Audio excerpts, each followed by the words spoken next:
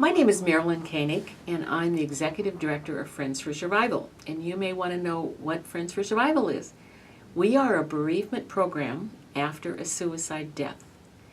I'd like to tell you a little bit about myself and how we started Friends for Survival. In 1983, I met another mother who had lost a son to suicide. My son Stephen was 18 when he died by suicide. He was a senior at Christian Brothers High School here in Sacramento. It was 2 months before graduation, and of all of my 7 children, he's the one I did not worry about. He was the compliant child. He was the gifted academically. He was also attending classes at Sac City while he was going to high school at Christian Brothers. And he killed himself on a Sunday night and had left 7 notes, but had never given us any clues to the fact that he was feeling desperate, depressed, or suicidal. We had absolutely no clue, and we were all shocked, and so were his friends, his classmates, our neighbors. It was just unbelievable. And if he hadn't left notes, we would have thought that someone had killed him. We would not have believed that it was a suicide death. For the most part, we did feel supported, at least emotionally. However, none of the friends that supported us had had a suicide death. So we were alone in that, and I absolutely didn't understand anything about suicide. And in fact, in the 70s, when my son died in 1977, nobody talked about suicide.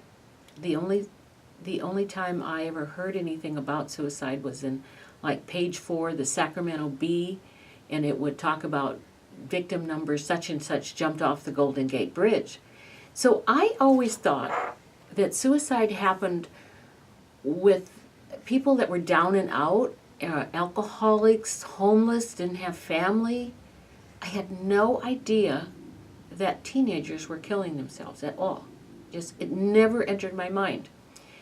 So lots of tears and lots of prayer and lots more tears and a lot more tears for the next 3 or 4 years. My youngest child at the time Steve died was 2.5, so I at least had to maintain some kind of a family atmosphere and food and holidays and so on, but it was very minimal at that time. But after about 3.5 years, I began to feel like I should do something about suicide. If nobody's talking about this and it's a problem, then what are we doing? I met Chris Moon, whose 17-year-old son had also died by suicide about 3 years before. And she and I started talking, and we said, there needs to be some kind of a support group for people that are dealing with a suicide death. What are we doing for them? So we did some assessment in the community, and then we started Friends for Survival. I've been able to help over 7,000 families that have asked us for help in the last 33 years. There's 3 important elements of our organization that are extremely helpful to people. And the first one is to comfort. Because unless you get comfort, when this happens to you, you're just so traumatized that if someone doesn't say, that's normal, that's common, that's how most of us do feel. We feel upset, we're angry, traumatized, our lives are turned upside down, and who can I talk to? I mean, who can understand this? The best thing anybody ever did for me was to hold my hand while I cried and not say anything. Because everybody grieves differently and everybody has different emotions. The relationships are different with the person that died, and so that makes a huge difference in what you're going to be going through. For instance, if you had a son that was 27 years old and he died by suicide, you had that person for 27 years. You cannot get over this in 27 weeks or months. And I can't tell you how long, because we're all different. But it does get better. You will not always feel totally traumatized and upside down in your life.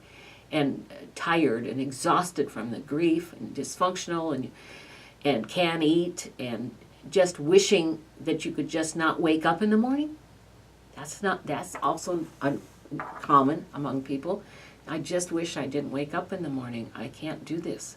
But we can with support and encouragement and comfort. The second part, after we comfort people who call us, and we do it on the phone for the most part, we offer encouragement, telling them that you can get through this.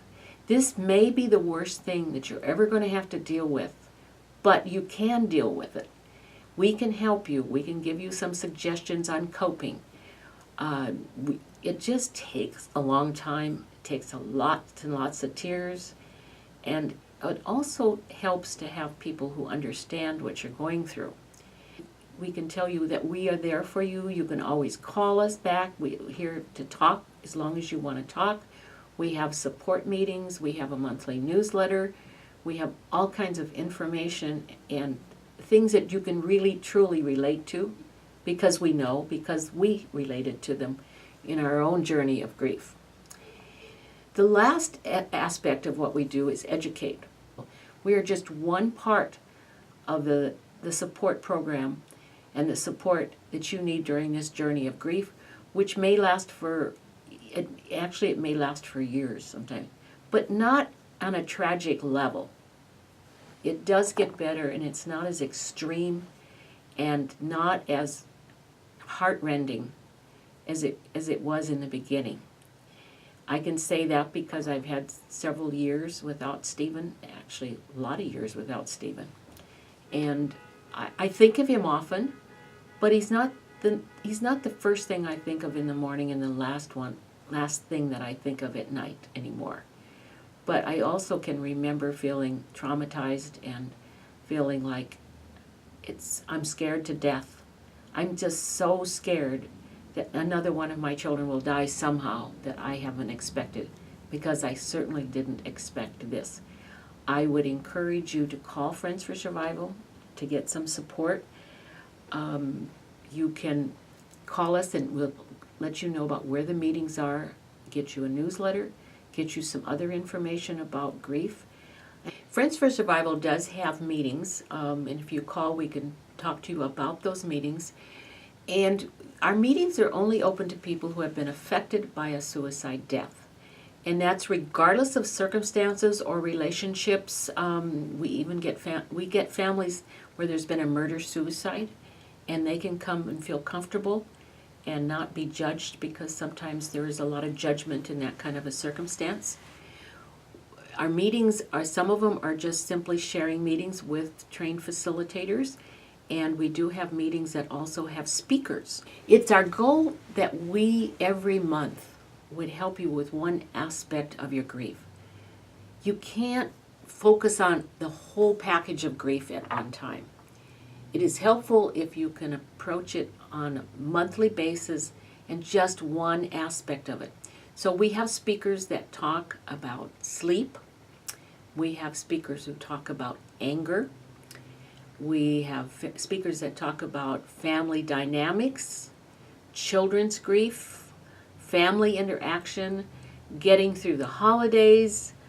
How do we get through another year of this when it's January and you look at the calendar and think, I've got another year ahead of me, and how am I going to make that? We talk about journaling. So we have a variety of subjects that we try to focus on during the course of a year and a half. We are here regardless of whether it has been 2 days or if it's been 40 or 50 years. We encourage you to call us, and this will be our meetings, and our newsletter will help you connect with other people who are going through some of the same issues that you are. And you can get through this, and life can get better. We encourage you to call Friends for Survival for support, help, and encouragement, and some information regarding suicide to help you cope with your grief. We are located in Sacramento, but we actually have a 1-800 number for people who live out of our area, and it's 1-800-646-7322. Locally, our phone number, and we have meetings in Northern California, over a large area, actually, all the way from Chico to Lodi to Cameron Park in Sacramento. And so our number in Sacramento is 916-392-0664.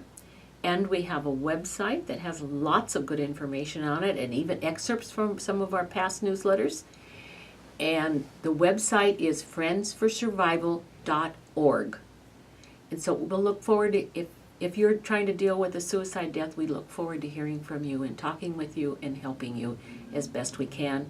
And just know that there is support out there and you're not alone in dealing with a suicide death.